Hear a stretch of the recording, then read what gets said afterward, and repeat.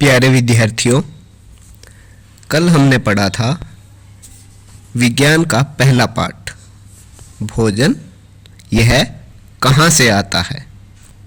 आज हम इसी पाठ के प्रश्न उत्तर करेंगे जो कि आपकी किताब में अभ्यास में दिए गए हैं।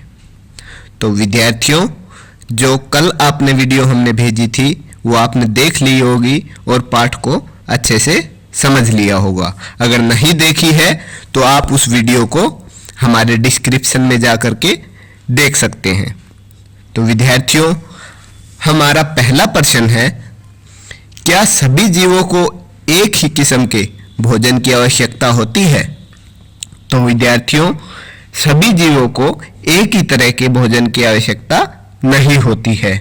जिस प्रकार से जीवों की विभिन्न प्रजातियां होती है, भिन्न भिन्न प्रकार के जीव पाए जाते हैं, उसी प्रकार से उनके भोजन में भी विभिन्नता पाई जाती है। जैसे जंतुओं में कुछ जो जीव हैं वो पेड़ पौधे खाते हैं जिन्हें हम शाकाहारी कहते हैं। कुछ जंतु ऐसे हैं जो कि दूसरे जीवों को खाते हैं, उसे हम मांसाहारी जंतु कहते हैं।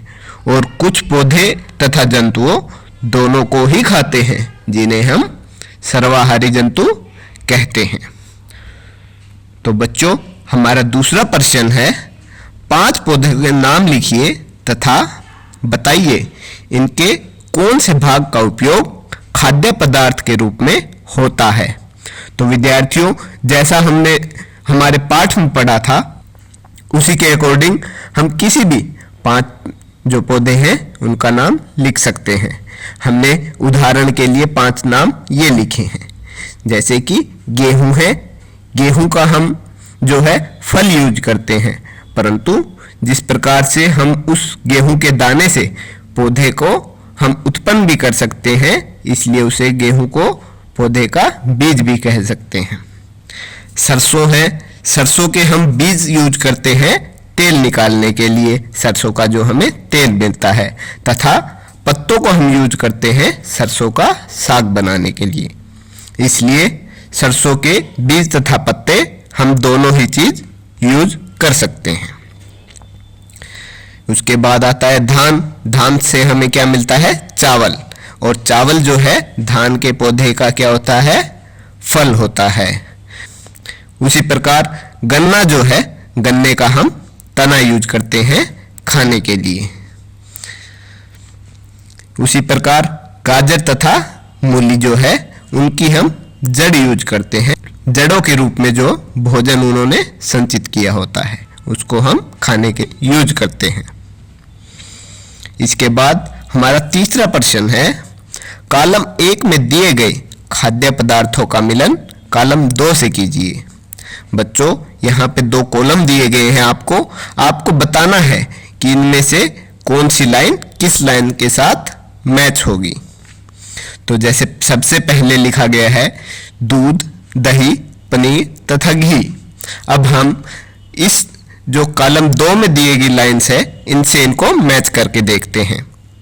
पहली लाइन है दूसरे जंतुओं को खाते हैं, तो ये तो नहीं खाते हैं। पादप एवं पादप उत्पाद खाते हैं, ये किसी को नहीं खाते हैं। सब्जियां हैं, दूध तो सब्जी नहीं है। सभी जंतु उत्पाद हैं, तो पहले कॉलम का जो उत्तर आएगा वो आएगा सभी जंतु उत्पाद हैं। दूसरी लाइन पढ़िए, पालक, पत्ता गोभी, गाजर। अब इनको दोबारा से पहले से मिलाना शुरू कीजिए। दूसरे जंतुओं को खाते हैं, नहीं ये तो नहीं खाते हैं। पादप एवं पादप उत्पाद खाते हैं, नहीं खाते हैं। सब्जियां हैं, हाँ ये तीनों सब्जियां हैं, इसलिए इसका उत्तर आ गया सब्जियां हैं। तीसरा, शेर एवं बाघ क्या है? दूसरे जंतुओं को खाते हैं, ये सही है, ये दूसरे जंतुओं को खाते हैं। शाकाहारी, जो शाकाहारी जंतु होते हैं वो पादप एवं पादप उत्पाद खाते हैं, इसलिए इसका आ गया दूसरा। तो जब इनको हम रीअरेंज करेंगे तो वो कुछ इस प्रकार से दिखेंगे।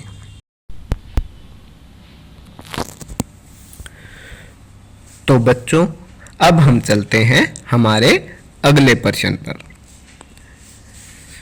दिए गए शब्दों के रिक्त स्थान की पूर्ति कीजिए। ठीक है बच्चों, तो पहला हमारा रिक्त स्थान है बाघ एक डैश है, क्योंकि वह केवल मांस खाता है। तो मांस खाने वाले जो जंतु है उन्हें हम क्या कहते हैं? मांसाहारी जंतु, इसलिए यहाँ आ जाएगा मांसाहारी। दूसरा हमारा ऑप्शन है हिरण केवल पादप उत्पाद खाता है, इसलिए इसे डैश कहते हैं। तो जो जंतु पादप उत्पाद खाते हैं उन्हें हम शाकाहारी जंतु कहते हैं, इसलिए यहाँ आ जाएगा शाकाहारी। तोता केवल डैश उत्पाद खाता है। तो अब देखो बच्चों, तोता क्या खाता है? क्या तीन ऑप्शन जो हमारे पास बचे हुए हैं उनमें से पादप, दूध या गन्ना? गन्ना और दूध तो तोता नहीं पीता है, इसलिए यहाँ आ जाएगा पादप उत्पाद खाता है।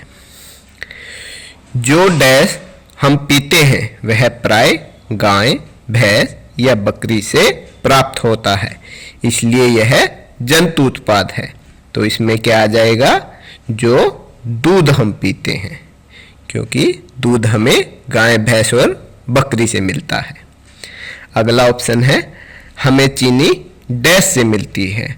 तो बच्चों, चीनी हम बनाते हैं गन्ने से, इसलिए यहाँ आ जाएगा गन्ना।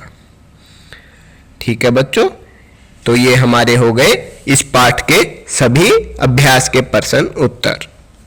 आप सभी को यह प्रश्न उत्तर अच्छे से समझने हैं और कॉपी में लिखने हैं तथा याद करने हैं। और अगर अभी भी आपको किसी प्रश्न में या इस पूरे पाठ में कोई भी अगर समस्या आ रही है तो आप लोग कमेंट सेक्शन में लिख सकते हैं, हम आपको उसका सॉल्यूशन दे देंगे। और इसी तरह से अपनी ऑनलाइन पढ़ाई जारी रखने के लिए हमारे चैनल को सब्सक्राइब भी कीजिए, ताकि आपको फ्यूचर में भी ऐसे ही वीडियो मिलते रहें। धन्यवाद।